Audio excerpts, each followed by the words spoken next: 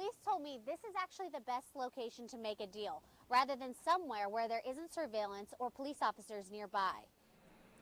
We've confirmed the person harassed in the case is another MU student who is a member of a Jewish fraternity here on campus. I'm standing in front of the Capitol building here in Jefferson City, and the swearing-in ceremony is not the only activity happening today. Next month, Columbia healthcare providers will be able to access a patient's prescription information. The City Council approved an ordinance last night to join St. Louis County's prescription drug monitoring program. I'm standing outside St. Mary's Hospital in Jefferson City, where more than 100 people gathered today to celebrate the life and dream of Martin Luther King Jr. Lawmakers toured the reactor back in November. It was part of a push to get a $10 million appropriation to help pay for a building expansion. Reporting in studio, Madeline McClain, KOMU 8 News.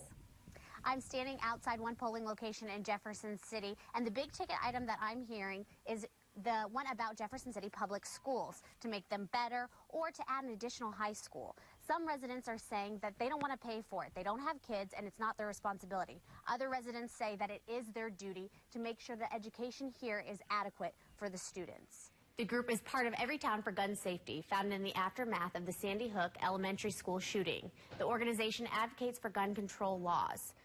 I'm standing outside a MoDOT location here in Columbia, just off Paris Road. You may be able to see behind me there's some trucks filling up in an assembly line, getting salt, ready to go out on their routes.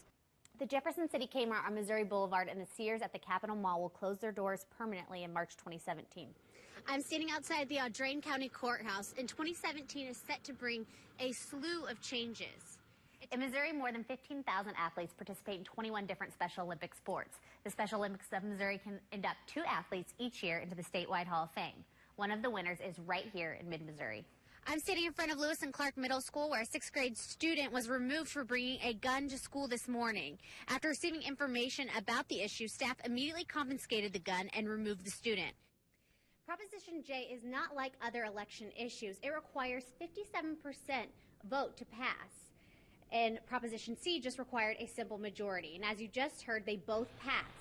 I talked to voters leaving the polls earlier today, and they were either all for both propositions or against both propositions. One resident I talked to said it's time to help the kids. I feel that it is the duty of the school board to make sure that our teachers have what they need to teach our students, and our students need a proper place to be taught. When it's overcrowded, you have too many students to the teacher, you get kids that get lost in the cracks. And that's unfair to both the teachers and the students. Other voters I talked to are not happy about shouldering these new costs. I'm also hearing the voter turnout here in 2013 was 25%. This year, it jumped to 32% here in Cole County. Reporting live in Jefferson City, Madeline McClain, KOMU 8 News.